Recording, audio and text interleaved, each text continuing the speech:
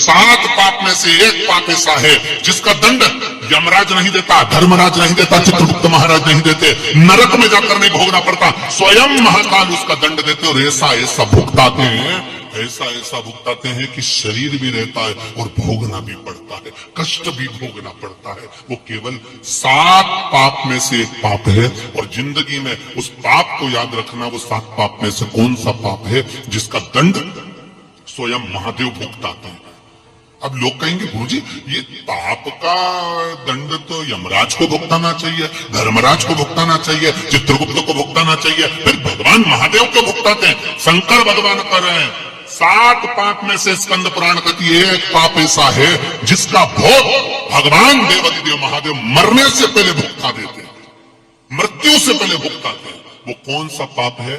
किसी गर्भवती नारी को और रजो धर्म वाली नारी को, गाली बकने वाले व्यक्ति को, अपशब्द कहने वाले व्यक्ति को मरने से पहले शंकर भुगताता जरूर है, ये निश्चित है।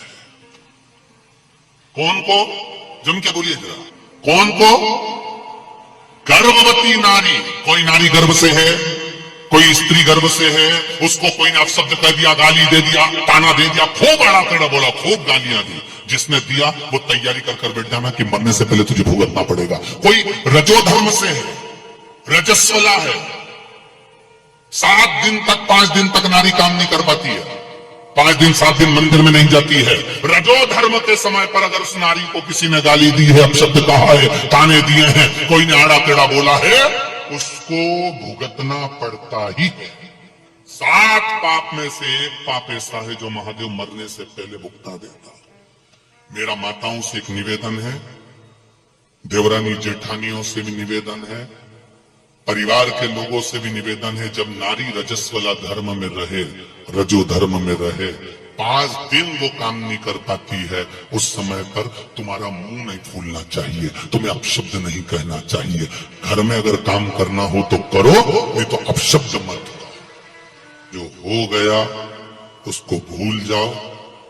अब नए सिरे से, अभी तक तुम्हें मालूम नहीं था कि 7 पाप में से एक पाप ये भी है, गर्भवती नारी को अपशब्द कहना या रजो धर्म वाली नारी को अपशब्द कहना।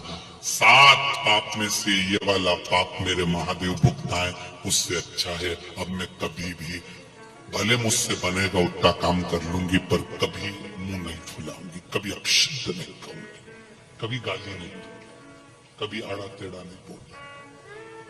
समझ में आ रही है ना?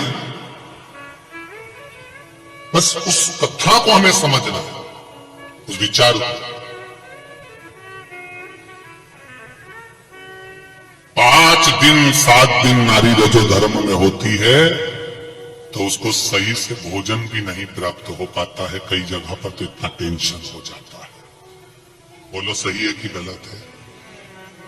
सही है ना?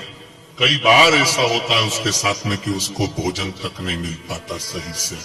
मेरा निवेदन है, शिव महापुराण की कथा से हमको सीखना है, हम कहीं ये गलती तो नहीं कर रहे हैं, हम कहीं इस गलती में तो नहीं है।